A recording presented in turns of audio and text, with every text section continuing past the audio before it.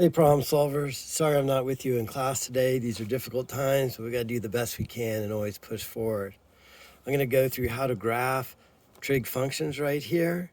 This is section 2.4, number 3. I'm going to do this problem. I'm going to do another problem, number 5. And then I'm also going to jump ahead a little bit to number 13, given a graph, how to find an equation for that graph. So this is like most things in life. It's actually not hard. It's just really complex. And what that means is you got to break it down into a lot of little pieces. You can't just jump in here and do all this. You got to split it into 5 separate little steps or pieces or problems. So I have a 5-step process here. Step number 1 is mark up the equation. Try not to skip any of these steps. And by marking up the equation, you'll be able to break it into separate pieces. So this negative 10 here, this is a C value. It is telling you to shift downwards. So the general equation is y equals C plus A, sine or cosine is kind of the same, B theta minus D. So I'm identifying all of that. So negative 10 is saying it's going down. 20 is the amplitude. I'll label that. 2 is not my period, but it does give me my period. So 360 is a full cycle. 360 divided by that value B will give me my period of 180. Not only do I write my whole period out of 180, I also write out a half cycle. And then I cut that in half to write out a quarter cycle. And then lastly, this 30 is how far it shifts over. It's called a phase shift. The general equation is minus D. So minus D means you push it over to the right. But this is really minus a negative 30, right? That's what a plus is. Minus a negative is a plus. So you're going to move it to the left 30 degrees. Without these little notes here, it's really hard to keep track of what you're supposed to do. Okay, number 2 is label the horizontal axis. And we're talking about theta. So I got to label my horizontal axis. So when I draw that out, these 2 variables here, this one and this one, are going to be on my horizontal axis.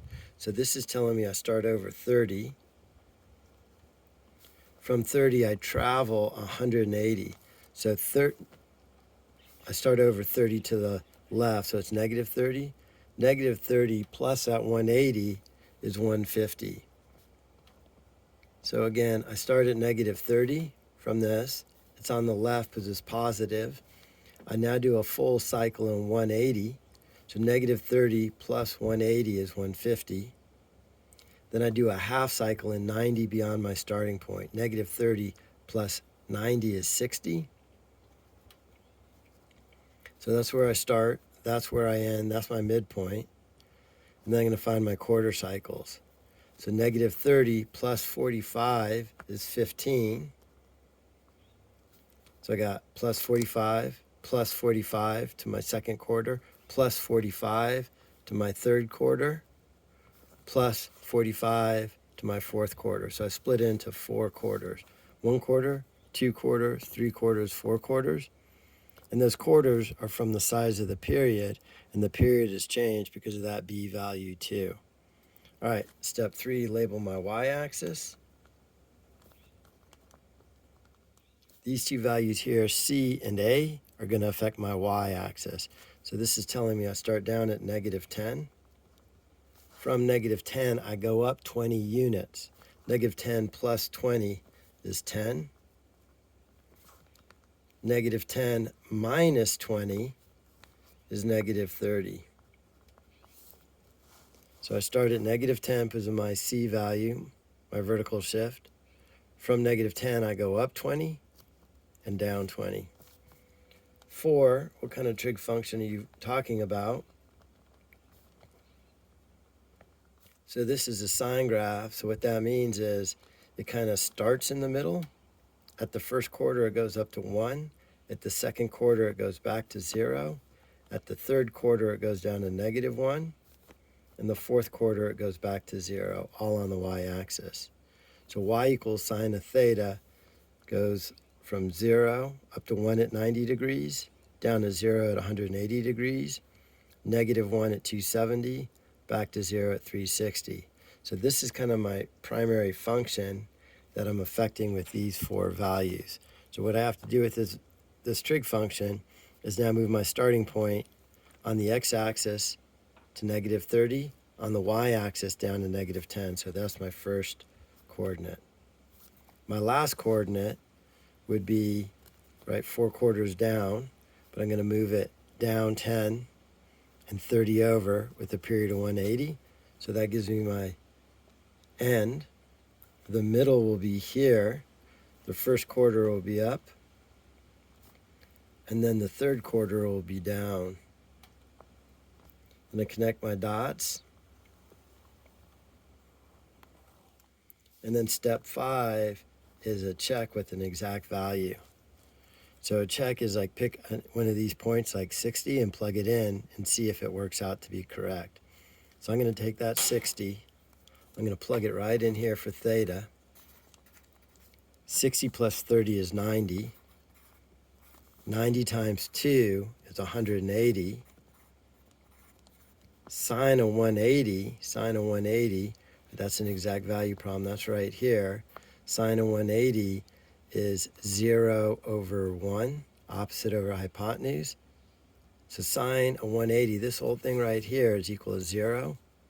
0 times 20 is 0. 20 plus -10 is -10.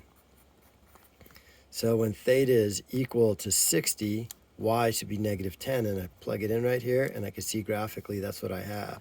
When theta is 60, y is -10. So I can see that point proves that I'm in the right. I could pick another point and do the exact same thing. I think I will do that just to make it clear here. Here's 15. I'm going to plug 15 in here. 15 and 30 is 45. 45 times 2 is 90. Sine of 90, exact value, is 1 over 1. So this is 1 times 20 is 20. So this whole thing is 20. 20 and -10 is 10. So that means when theta is equal to 15 degrees, the corresponding y value algebraically is 10. Graphically, when my theta is equal to 15, my corresponding y value is 10. So I could see graphically I did it correctly. I will say, if you understand this one problem and checking it with the exact value the way I just did, you understand everything we have done in this class so far. It is a big, big leap in comprehension because you're doing so many different things. I mean, you're really combining the last 10 years of your math career in a single problem. It is kind of cool. And it's also cool because of all the applications. So this actually models how electricity travels, or the signal to your cell phone. All right, let me turn the page and do number 5. Again, step 1, mark up the equation. 3 is saying up. 5 is saying amplitude. A half is saying 360 divided by a half. Well, that's the same thing as 360 divided by a half, which is the same thing as 360 multiplied by the reciprocal, right? The way you divide fractions, you multiply by the reciprocal. So it does a whole cycle in 720, a half cycle in 360, a quarter cycle in 180. And then my phase shift, this 90 again is plus, so that means I phase shift to the left. And I'm also going to put in here my cosine. Starts up at 1, dips down to -1, and then ends back at 1. Right, that's your standard cosine graph. So at 0 degrees it's 1, at 90 the y value is 0. At 180, the y value is -1. At 270, the y value is 0. At 360, the y value is 1. So step 1, mark up my equation. And actually, if you haven't done this, make sure you do it before I do it, and then check your work against mine. Step 2, label my horizontal axis theta. So I'm going to start this way, 90. So I start over here at -90. And I add -90 and 720 to get 630. So I end at 630 degrees. I end 720 degrees after where I started. And that's from that half value. So negative 90 plus 720 is 630. Then my half cycle is going to be 360 beyond this. So negative 90 plus 360 is, what is that, 270? Oh, I'm way out of scale here. And then negative 90 plus 180 is 90. Right, so negative 90 plus 180 for my quarter cycle puts me at 90. Negative 90 plus 360 puts me at my half. And then 180 beyond this will put me at my third quarter. So is that 450? So let me double check that. A quarter cycle is 180. So negative 90 plus 180 is 90. 90 plus 180 is 270. 270 plus 180 is 450. 450 plus 180 is 630. So I labeled my horizontal axis correctly. Step 3, use these two values to label your y-axis. From 3, my new middle, I go up 5 to 8, down 5 to negative 2. So there's my y-axis. Next, I'm going to look at my function cosine. So again, cosine starts up. So that means it's going to be at negative 98. It's going to be at 638 is where it's going to end. The midpoint, would be at 180, negative 1. But because of these variable changes, it's now going to be at 270, negative 2. The quarter value, which crosses a new axis, right here crosses it at 0. Here it's going to be 93, and here it's going to be 453. So I'm going to connect my dots. Not my finest work here, but hopefully you could see it. And then finally step 4, Finally step 4 is pick a point, plug it in, make sure it works. I'm going to pick any one of these 5 critical values, one that I'll be able to figure out easy enough. Like 90, so I'm going to take 90 and plug it in for theta. And once I do that, what I'm saying here is theta is equal to 90, and then algebraically, what is my y value? And then I'm going to check graphically that it should be a 3, right? Because graphically, when theta is 90, y is 3, right? So let's take that 90 and plug it in. 90 plus 90, 180. 180 times a half, 90, right? 180 times a half, 90. Then I have cosine of 90. Exact values right here. Cosine of 90 is 0 over 1. So that's just 0. So this whole thing is 0. Times 5 is 0. Plus 3, 0 plus 3 is 3. So when theta equals 90, algebraically I get 3, and graphically I get 3. So I could see I have the right answer. Now I'm kind of yarning on a little bit here. I feel so bad. I'm out of school, missing all of you. Gotta stop bumping my tripod, sorry. All right, problem number 13, last problem on here is going backwards. Given a picture, figure out the equation. So I kind of need a roadmap. That roadmap is y equals c plus a, sine or cosine, I'll leave that blank for a second, b, theta minus d. So here's my roadmap. Maybe the first thing I'll do is figure out what I want to put in here. And you can actually do this 2 ways. You could say it's a sine graph starting here and ending here. There's a sine graph. Or it's a cosine graph starting here, ending here. Just because it looks like a cosine graph to me, I'm going to say cosine. Either one will work as long as you check a value on there algebraically and your graph and the algebra match. I'm going to call it cosine, but you could have called it sine starting here, or you could call it negative sine starting here and it's upside down sine, or negative cosine starting here. Okay, so now that I have my roadmap, I do it in reverse. I take my values on my x-axis. I start at negative 7 and I go to 29. So I'm starting on my x-axis, right, the step 2 portion of it. And that means negative 7 to 29 is 38 units. Negative 7 to 11 is 19 units. So I can see it does a full cycle in 38. So that means 360 divided by whatever that is, b, is equal to 38. There's an equation, one ratio equal to another. I cross multiply. 38b is equal to 360. Divide both sides by 38. Uh-oh, I don't have a calculator. Well, I do, but I'm using it to video. So 360 divided by 38, it's going to go into here 9 times. 38 times 9, 720.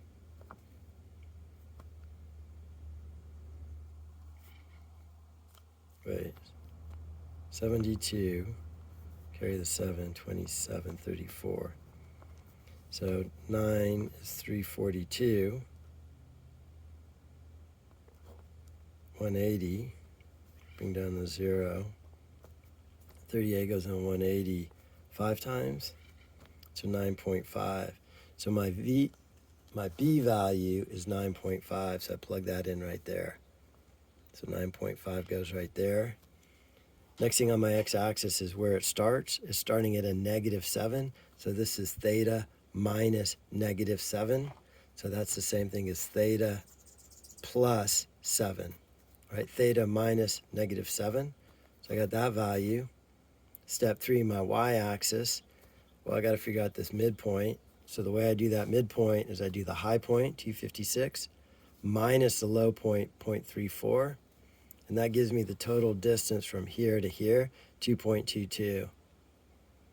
I want to know half of that, so I'm going to divide this by 2 to get 1.11.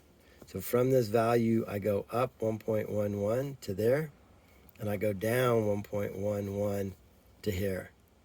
So let's see, 0.34 plus 0.11 is 1.45.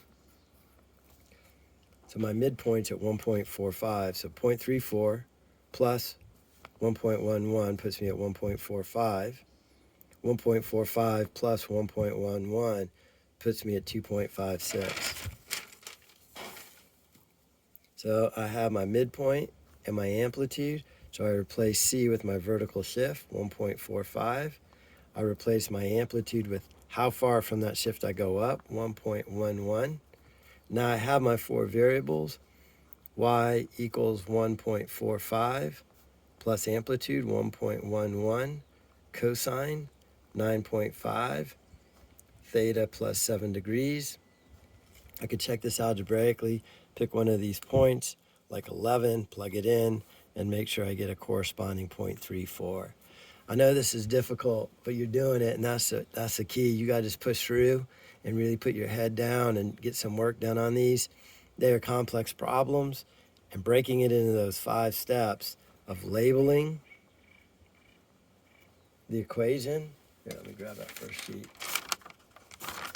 Labeling the equation, marking up the equation, labeling the horizontal axis theta, labeling the y-axis, figuring out what function it is, and checking your work. You'll be able to solve any of these problems. You got to, like all complex problems, you got to break it in little pieces. And I actually believe that skill is possibly one of the most important skills you actually learn in math class. My whole life I've been solving complex problems by breaking them into small steps. So I sure hope that helps. I'm going to try and get this uploaded before class today, and I'm hoping the sub will play it in class today. Thank you. Thank you for your patience. I look forward to coming back.